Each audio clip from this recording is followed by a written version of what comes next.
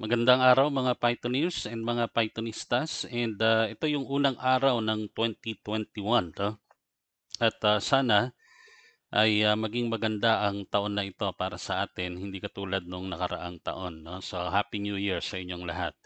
And ang una kong gagawin sa araw na ito, January 1, 2021, ay mag-share sa inyo ulit ng ginawa ko na app using Python and the TK Inter, at tinawag ko ito na Flames. Okay? Now, siguro alam yung iba sa inyo, lalo na yung mga kasing edad ko, no? Na alam itong game na ito, yung tinatawag na Flames. Okay? Kasi yung Flames actually is an acronym. No? An acronym for yung F is for friends, L for lovers, A for acquaintance, M for marriage, E for enemies, and S for sweethearts. Okay? At ito nung high school kami, medyo matagal na 'yon, ay ginagawa namin ito para tinitingnan namin kung yung crush ba namin ay may crush din sa amin. Okay? Using the flames. Pero siyempre dati ginagawa ito ng mano-mano, ginagamitan ng papel. Susulat mo yung pangalan mo, susulat mo yung pangalan ng crush mo, and then i-strike out mo yung mga letters na meron sa pangalan mo at saka doon sa pangalan niya. At kung ilan yung matitira, i-add natin yon, and then we're going to use the flames and find out kung kayo ba ay compatible o kung kayo ba ay crush ng crush mo. Okay? So ito yung pinaka-code. Again, hindi ko muna ito i-discuss in detail. Papakita ko muna sa inyo yung app. And then siguro by next time, papakita natin kung paano siya ginawa. Alright? So run ko muna ito. Okay? So pag ni-run natin, ito yung makikita natin dyan. Hindi new. It should be run. Dito pa yung tic-tac-toe ko. Okay, so run natin. There you go. And ito ngayon yung ating app.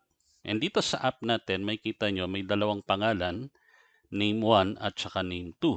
Now sa name 1, of course, susulat mo, ilalagay mo dyan yung pangalan mo o yung pangalan ng crush mo. No? So usually pangalan mo muna yan. So sabihin natin halimbawa yung pangalan ko. No? And then sa name 2, lalagay ko naman yung pangalan. Halimbawa, in my case, syempre lalagay ko yung pangalan ng misis ko. At ito yung kanyang maiden name. Kasi sigurado makikita niya to at baka magtampo. Okay. Okay. So click natin, find out. Okay. So pag click natin, oh, there you go. We're just friends really. Okay. Pag nakita niya ito, yari na naman ako. Baka sabihin niya, baguhin ko yung aking code, yung aking program. Alright? So dito mo makikita kung ano yung magiging status ninyo, no? So, pwede kayong mag-try out ng ibang pangalan. So, let's have another. So, clear natin ito. And then, sabihin ko halimbawa, pangalan ko ulit. Yan. Tapos, try tayo ng iba. Okay? So, lagay natin halimbawa, yung popular ngayon. Yan. Okay? Hindi si Ivan. Pambira lalaki ito eh. Si Ivana. Ivana Alawi. Alright? So, let's click find out. And we're only friends also. Mabuti na lang. Okay. Okay. And then clear natin ulit. Let's try another one. Sabihin natin, ako ulit. Tapos sabihin natin ito naman, si Jessie Menjola naman. Alright. Okay, so let's find this out. And, okay, sorry Luis.